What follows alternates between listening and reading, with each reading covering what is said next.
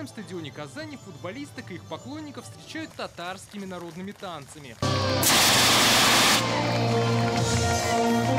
Выход самих сборных трибуны приветствовали аплодисментами. Увидеть первую в истории игру женских команд России и Ирана пришли почти 6 тысяч человек. Такой в Казани вообще первый раз. Атмосфера классная. С работы пришли сюда, оставили кушать детям, быстро готовили и сразу бегом сюда. Сборная России играла в традиционной красной форме, спортсменки из Ирана в белой и хиджабах. Из-за этой особенности команду ранее не допускали на международные соревнования.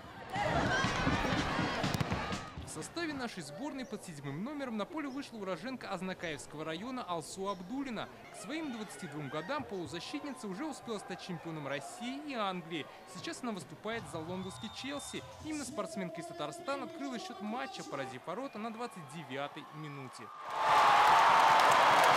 Атмосфера безумно приятная.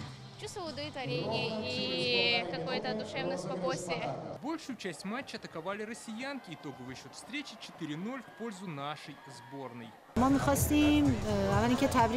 Я хочу поздравить сборную России с победой. Это довольно хорошая команда. В первом тайме нашим девушкам не хватило концентрации, но во втором нам удалось собраться. Мы играли как одна команда. Как тренер я довольна. Алсу Абдуллина была признана и лучшим игроком в составе сборной России.